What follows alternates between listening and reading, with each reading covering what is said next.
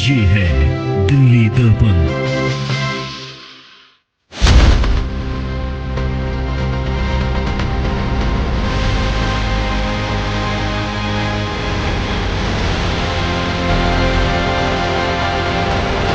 Boundary wall बन गई थी। जब बाउंड्री वॉल बन गई थी तो इसको 6 महीने तक इन्होंने खाली ब्रिक वॉल रखा। ब्रिक वॉल रखने के बाद जो है इस पे रेलिंग लगाई नहीं। 4 बार तो हम एमसीडी के पास चले गए, कंप्लेंट कर दी, डीसी को मिलाए, एमएलए को मिलाए कि भाई इसको करो।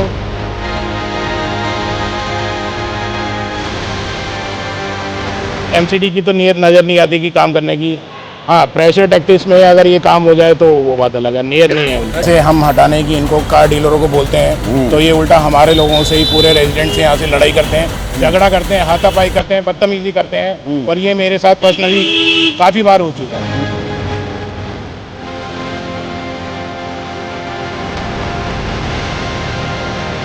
नमस्कार, मैं हूं राजेंद्र स्वामी और आप देख रहे हैं दिल्ली दर्पण टीवी। अभी 2 दिन पहले मैंने आपको दिखाया कि पॉकेट बी में किस तरह से डीडीए और कार माफिया मिलकर के गैराज का गड़बड़ झाला कर रहा है, वो तस्वीरें आपने देखी सुनी। और इसके बाद बहुत बड़ी तादाद में हमारे पास अलग अलग अशोक विहार से बहुत सारे लोग संपर्क कर रहे हैं। उस खबर को दिखाए जाने के बाद मानो धांधलियों का पिटारा सा खुल गया हो। तो उसके साथ लगती पॉकेट ए है, पॉकेट ए है, हम खड़े बिल्कुल उसी पॉकेट बी के सामने पॉकेट ए है। वहाँ भी यही गड़बड़ झाला है, लेकिन गैराज का नहीं है, इस बार दीवार का है, लेकिन कॉमन है कार माफिया। तो इस पॉकेट में भी बड़ी मात्रा में जो कार डीलर है वो बैठे हुए, गैराज में बैठे हुए हैं, बिल्कुल इलीगल तरीके से बैठे हुए हैं। उनको कोई रोकने टोकने वाला नहीं है। लेकिन जो एक सेफ्टी वॉल का जो इनका इशू था, इनके तरफ की जो 4 दीवारी थी उसको बनवाने की मांग को लेकर के ये कोर्ट से लेकर के हर तरह से लड़ाई लड़ रहे हैं पिछले काफ़ी समय से। और एक तरह से जंग लड़ रहा है कार माफिया और यहाँ के जो आरडब्ल्यू है आपस में उस दीवार को लेकर के। इलीगल वो बैठे हुए हैं गैराज में, लेकिन इनका एक लीगल काम भी नहीं हो पा रहा। तो इन सब बातों पर हम चर्चा करने के लिए हमारे साथ जो आरडब्ल्यू के लोग हैं। सर, आप बताइए कि क्या इशू है अपना। मैं तो पहले दिखाऊंगा कि ये जो दीवार है, क्या यही वो दीवार है? बिल्कुल, आप ये दीवार है जो पुराना चीज़ है, जो रेलिंग लग रही है। और उसके बाद से आप देखोगे तो यहाँ की पूरी की पूरी दीवार गायब है, क्योंकि यहाँ पर दुकानदारों का और कार डीलरों का कब्जा है। तो ऐसे ही मैं आपको दिखाऊंगा। दूसरी तरफ भी मैं आपको दिखाना लेकर चलना चाहूँगा। ये आरडब्ल्यू का दफ्तर है, और ये जो आप देखेंगे सारे के सारे कार डीलरों की दुकानें हैं। वो सामने जो बिल्कुल आप देखेंगे जितने भी गैराज हैं, उन सारे के सारे गैराजों पे इसी तरह से कार डीलरों का कब्जा है। इलीगल तरीके से यहाँ पर गाड़ियाँ पार्क होती हैं, और उन सब की दिक्कत यहाँ इन लोगों को सामने पड़ती है। ये देखिए आप, कितनी बड़ी आलीशान जो यहाँ पे कार डीलरों के शोरूम यहाँ बने हुए हैं बहुत बड़ी तादाद में। आप समझिए कि ये यहाँ पे गाड़ियाँ भी पार्क करते होंगे, तो जो यहाँ के लोग हैं वो कहाँ गाड़ियाँ पार्क करें, एक बहुत बड़ा सवाल है। तो ये भी परेशानी है। परेशानी दीवार की भी है। उसके पीछे देखेंगे आप पूरा का पूरा ये जो दीवार है, इस दीवार के पीछे जहाँ तक आपको नज़र जाएगी पूरी की पूरी गाड़ियाँ आपको नज़र आएंगी। और ये जो गाड़ियाँ हैं ये बिल्कुल उस दीवार के पल्ली तरफ खड़ी हैं। तो ये जो मैं आपको बता रहा था कि अगर ये जो दीवार है, ये देखिए अब ये भी टूटी दीवार है। ये दीवार क्यों टूटी है? क्योंकि सिर्फ यहाँ पर ये कार डीलरों के दफ्तर बने हुए हैं, इनके सामने कारें खड़ी होती हैं। तो सिक्योरिटी का कोई इंतज़ाम इनके पास नहीं है, चोरियाँ होती हैं, इनका डर इनका बना रहता है। लेकिन सबसे बड़ा सवाल ये है कि क्या इस तरह से नियम कानूनों को ताक पर रख करके एक सरकारी दीवार जो पहले बनी हुई थी, सरकारी खर्चे पे बनी हुई थी, उसको इस तरह से तोड़ा ढाया जा सकता है? और कोर्ट के आदेश के बाद जब ये दीवारें बनने के आदेश हो भी गए, टेंडर भी हो गए, तो उसके बावजूद भी ये दीवार नहीं बन पा रही है। तो इसकी वजह ये कार डीलर हैं, जो आप किसी भी तरीके से समझ लीजिए, शाम दाम दंड भेद जो भी तरीका ये अपनाते हैं, इसके आगे कानून भी बेबस है और ये आरडब्ल्यू के लोग भी हैं। तो आप बताइए कि थोड़ा सा क्या इशू है, क्या कब से इशू ये था कि हमारा जो पॉकेट है, जैसे और पॉकेट होती हैं, पॉकेट पूरी की पूरी फेंस होती है। 2 तरफ से गेट है हमारे। जो फेंस थी, इन्होंने हमारी जो मेन रोड की साइड थी, मेन रोड साइड की दोनों साइड एल शेप में जो दीवार थी, वो 2017 में तोड़ दी थी। क्या हुआ था कि कोर्ट के एक फेक नैरेटिव पे इन्होंने ये सारी दीवार तोड़ दी थी। 2012 में इन्होंने पिटीशन फाइल की फेक नैरेटिव पे। जो चीज़ थी, क्या नैरेटिव था? मतलब नैरेटिव ये था कि बिल्डिंग बाई लॉज में हाइट होनी चाहिए, अगर 10 फीट से ज़्यादा है हाइट तो उसमें डिस्टेंस 10 फीट होनी चाहिए। लेकिन इसकी हाइट है, हमने उसको उससे RTI के थ्रू लाया था, इसकी है 9.6। उन्होंने बताया कि इसकी हाइट जो है 10 फीट से ज़्यादा है। अच्छा, गलत बताया गया, गलत, सारी गलत चीज़ें facts गलत, पे। हाँ सारे फैक्ट्स जो है गलत दिए, वो सारे हमारे पास डॉक्यूमेंट हैं। तो इन्होंने उस गलत फैक्ट्स पे इन चीज़ों को लेकिन वो तो DDA ने जब दीवार बनाई है तो नियम कानून कायदों को और पैरामीटर्स को उन्होंने भी ध्यान में रखा ही होगा। लेकिन क्या हुआ है कि जब डिफेंड किया है ना, MCD ने इसको प्रॉपरली डिफेंड नहीं किया। उन्होंने बताया नहीं कि बिल्डिंग बायलॉज हमारे पास हैं, इनकी हाइट 9.6 है। उन्होंने उसको 10 उसकी भी कुछ मिली भगत देखते हैं आप। हाँ बिल्कुल देखते हैं। उन्होंने ना रिटर्न देने के बजाय, उन्होंने लिखा हुआ है इसमें कि रिटर्न नहीं दिया, रिटर्न देने के बजाय एक वर्बल वो दे दिए कि इसकी जो है 10 फीट से ज़्यादा है, ये बता दिए और दिया नहीं। जबकि हमने RTI से मांगा है तो RTI ने दिया है कि इसकी 9.6 है। तो वो बिल्डिंग बाय लॉज जो होते हैं वो इसमें लागू नहीं होते हैं। अब क्या हुआ कि जब, लेकिन चलिए वो तो लंबी हो जाएगी। नियम कानून कायदे तो एक ही इस इलाके के लिए तो अलग से बने नहीं होंगे।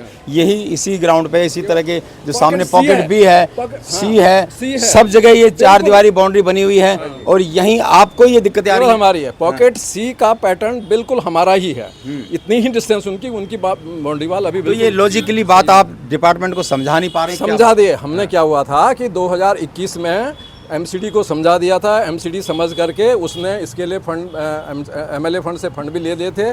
बाउंड्री वॉल बन गई थी। जब बाउंड्री वॉल बन गई थी तो इसको 6 महीने तक इन्होंने खाली ब्रिक वॉल रखा।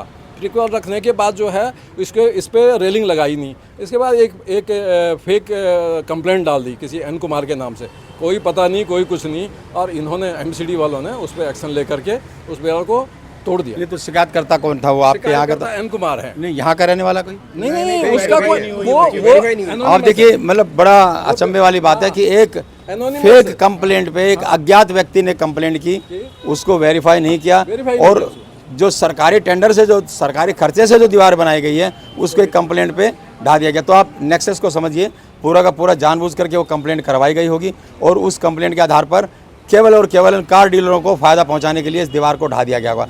तो ये जितने भी अशोक विहार के मेन रोड पर हम देखेंगे दोनों तरफ जिस तरह से बड़ी भारी तादाद में कार डीलर्स वहाँ बैठे हुए हैं, ट्रैफिक न्यूसेंस क्रिएट कर रहे हैं। आप अगर अवैध पार्किंग भी अगर तलाशने की कोशिश करेंगे तो आपको नहीं मिलेगी, क्योंकि इन सब जगहों पर इनके जो कार डीलर हैं इनकी वो कारें खड़ी होती है जो खरीदने बेचने के लिए यहाँ पर लाई जाती हैं। तो बिल्कुल एक बहुत बड़ा गठजोड़ है। इसमें MCD शामिल है, इसमें DDA शामिल है, इसमें ट्रैफिक पुलिस शामिल है और इसमें दिल्ली पुलिस और जो स्थानीय लोकल थाना वो भी शामिल है। तो आपने दोबारा आप कंप्लेंट में नहीं गए? DDA से पूछा नहीं भाई ये तो करप्शन का मामला है, आपको तो एक विजिलेंस में कंप्लेंट करनी चाहिए? 4 बार तो हम MCD के पास चले गए, कंप्लेंट कर दी, DC को मिलाए, MLA को मिलाए कि भाई इसको करो, लेकिन वो फिर कौन से MLA के पास मिले? MLA अब जो पहले तो राजेश गुप्ता जी से मिले थे, तब से चल रही है हमारी। 2021 में इसका टेंडर, क्या कहा? राजेश गुप्ता जी ने तो कहा भी इलेक्शन होने के बाद मैं करा दूंगा। राजेश गुप्ता जी चले गए, पूनम भारद्वाज जी आ गई। पूनम भारद्वाज जी के पास हम 8 चक्कर लगा चुके हैं, तो वो भी कह रहे हैं कि हम MCD से करा रहे हैं, लेकिन MCD वाले भी लारा लप्पा दे रहे हैं, कभी आ जाएंगे, कल आएंगे। उसको परसों कहा था उन्होंने, तो हम उसको उनसे भी एक्शन मंडे को आएंगे। हाँ, मंडे को लेकिन MCD के एक्शन ने कमिटमेंट की थी कि हम लोग मंडे को आएंगे। हमारे साथ सुरेश भारद्वाज जी भी थे और उनके सामने ही उन्होंने कमिटमेंट बोला था कि हम लोग मंडे को आएंगे और इसका जायज़ा लेके आपको इसका एस्टिमेट बना के देंगे। लेकिन वो मंडे भी गया, ट्यूसडे हो गया, अभी तक तो कोई आया नहीं है। तो हो सकता है कि त्योहारों का टाइम है, सीजन ये एक बार का आपको नियत नजर आई काम करने की? नियत तो है नहीं, MCD की तो नियत नज़र नहीं आती कि काम करने की। हाँ, प्रेशर टैक्टिक्स में अगर ये काम हो जाए तो वो बात अलग है, नियत नहीं है उनकी। एक्चुअल में MCD वाले यही कहते हैं कि भाई यहाँ पे कुछ लोग हमारे पास आते हैं, वो कहे हैं कि भाई कंप्लेंट लेके कि भाई नहीं यहाँ बाउंड्री वॉल कैसे बनेगी। हमने उनका कहा उनका नाम बता। कंप्लेंट आएंगे, आप भी शिकायत ही कर रहे हो कि यहाँ दीवार बननी चाहिए, नहीं बन रही है, कोई अज्ञात है या कोई भी है वो कहता है शिकायत नहीं। काम तो शिकायतों के अनुरूप एज पर लॉ होगा ना। लॉ है, हमारे पास सारे डॉक्यूमेंट हैं, हम उनको। तो आप कोर्ट में नहीं जा रहे इसको लेकर? अब हम कोर्ट में जाएंगे। अभी तो हमने क्या था कि बीजेपी की सरकार आई है, पूनम शर्मा जी ने हमें ऐसे आश्वासन दिया था कि हम आपकी दीवार को बनवा देंगे। उनके साथ जो MLA के रिप्रेजेंटेटिव थे सुरेश भारद्वाज जी, जो यहाँ के काउंसलर भी रह चुके हैं, तो हमें उनकी विश्वसनीयता है कि भाई हाँ वो करवा देंगे। उनके हम 7-8 चक्कर लगा चुके हैं। अब कोशिश करेंगे, एक बार और करेंगे। एक्शन को भी उन्होंने कहा था कि भाई आप आइए, तो अब हम वेट कर रहे थे उनका आने का कि सोमवार को आए, सोमवार को नहीं आए तो हम फिर कल फिर जाएंगे। उसके बाद हमारा कोर्ट ही अल्टरनेटिव। तो चलिए देखिए, इनके पास भी एक केवल कोर्ट ही विकल्प है। और इस तरह के कितने ही मामले हैं जो कोर्टों में बढ़ जाते हैं। अगर कोर्टों में केसों की तादाद बढ़ती भी है तो उसकी भी वजह यही है कि जो नेक्सस काम कर रहा होता है, जो शिकायतों पे कुंडली मार के बैठा होता है, जो साजिश रस्ता है, करप्शन के नए नए रास्ते निकालता है। जैसा कि रास्ता नया पॉकेट बी में मैंने आपको दिखाया था कि किस तरह से गैराज का गड़बड़ जाला है। तमाम गैराज चोर रास्ते से जो कार डीलर्स हैं उनको बेचे जा रहे हैं, इस तरह का आरोप वहाँ के RAAA ने लगाया था। और साथ के साथ जो पॉकेट ए है, मैंने आपको दिखा दिया, ये दीवार बिल्कुल नहीं है। और मैं आपको दिखाना चाहूँगा, ये जिधर जहाँ तक नज़र जाएगी आपको यहाँ पूरी की पूरी कार मार्केट नज़र आएगी, पूरी की पूरी कार मार्केट नज़र आएगी। आप ये देखिए, पूरा ये जो मेन रोड का इलाका है पूरा का पूरा, ये सारी की सारी जो गाड़ियाँ हैं, ये पूरी की पूरी ये सब कार डीलरों की हैं। यहाँ तक जाएंगे आप, इधर की तरफ पूरा वहाँ तक जहाँ तक जाएंगे आप, एक से एक जो महंगी गाड़ियां हैं वो नज़र आएंगी। और ये वो बिल्कुल मेन रोड है। आप देखिए, जितने भी हैं आप, मैं दिखाना चाहूँगा, ये जितनी भी दुकानें हैं सारी की सारी कार डीलरों की है। यहाँ के जितने भी कार डीलर बैठे हुए हैं उनकी है। तो मैं एक बार कैमरामैन से कहूँगा कि कैमरा ये जो बोर्ड लगे हुए हैं इनके, ये सब के सब दिखाएं कि कितनी बड़ी बड़ी इधर की तरफ चाहे वो दुकानें कमर्शियल एक्टिविटीज चल रही है। लेकिन जो सबसे ज़्यादा दिक्कत है वो कार डीलरों से, क्योंकि बाहर इनको मौका नहीं मिलता है जगह का। और ये पूरा का पूरा जहाँ तक नज़र जाती है आप देखेंगे, बिल्कुल जो मार्केट है वहाँ उस मार्केट तक पूरे की पूरी कार डीलरों का कब्ज़ा है। और कहने को तो यहाँ MCD भी चलान करती है। MCD ने ये बाकायदा प्रावधान किया था कि जो गाड़ियाँ सड़क पर खड़ी होंगी उनको 5-5 हज़ार रुपये का जुर्माना लगता था। बहुत सारे RAAA के लोग हमारे पास आते थे जो ये शिकायत करते थे कि MCD उनकी गाड़ी उठा ले गई है और 5-5-6 हज़ार रुपये का भारी भरकम चालान वो उनसे वसूला जाता है। बहुत सारे ऐसे केस आए थे। लेकिन इन कारों को किसी को हाथ लगाने की हिम्मत नहीं हुई, या यूँ कहे कि ज़रूरत नहीं समझी, क्योंकि एक बहुत बड़ी अवैध कमाई का एक ज़रिया बना हुआ है। तो आंखें यहाँ पर पुलिस की भी बंद हैं, MCD की भी बंद हैं, तमाम जो ट्रैफिक पुलिस वाले हैं उनकी भी बंद है। जो कमर्शियल गाड़ियाँ जो बेचारे काम धंधे काम कर रहे होते हैं, आप देखेंगे जो खिम्मन सिंह पार्क के आसपास जितनी भी कमर्शियल गाड़ियाँ खड़ी होती हैं जो ओला उबर में लगती हैं, उन गाड़ियों को उठा ले जाएंगे, उनके चालान काट जाएंगे। लेकिन इन गाड़ियों का चालान नहीं करेंगे तो खाना पूर्ति के नाम पर, ये दिखाने के नाम पे कि हम ज़्यादा से ज़्यादा क्या कर सकते हैं, हम चालान कर सकते हैं। और वो भी ये मान के चलते हैं कि ये चलो सड़क का किराया ही सही, अगर उनके 1000-2000 रुपये 3000 रुपये महीने के लगते भी हों तो ये एक खाना पूर्ति उसकी सचमुच में, मतलब बहुत सारे लोगों ने कोशिश की होगी कि इन कारों को यहाँ से जो मतलब कमर्शियल एक्टिविटी यहाँ कम से कम यहाँ से हम हटाने की इनको कार डीलरों को बोलते हैं, तो ये उल्टा हमारे लोगों से ही, पूरे रेजिडेंट से यहाँ से लड़ाई करते हैं, झगड़ा करते हैं, हाथापाई करते हैं, बदतमीजी करते हैं। और ये मेरे साथ पर्सनली काफ़ी बार हो चुका है। यहाँ की लॉबी जो है अपने आप को इतनी स्ट्रांग समझते हैं, क्योंकि इनको पता है कि इन्होंने सब लोगों को खरीद रखा है पैसे देके। MCD को खरीद रखा है, दिल्ली पुलिस को खरीद रखा है, ट्रैफिक पुलिस को खरीद रखा है। तो उन्हें पता है कि हमारा कुछ भी होने वाला नहीं है। रेजिडेंट बेचारे, एक ईमानदार रेजिडेंट जो यहाँ रह रहे हैं, उनको तकलीफ होती है गाड़ियों को पार्क करने के लिए। कोई आता है, कोई जाता है, कोई त्यौहार होता है, कोई रिश्तेदार आएगा तो उसकी गाड़ी खड़ी करने के लिए पॉकेट में जाऊँगा नहीं है। लेकिन कम से कम 20 गाड़ी डेली के डेली ये कार डीलर इस पॉकेट में खड़ी करते हैं।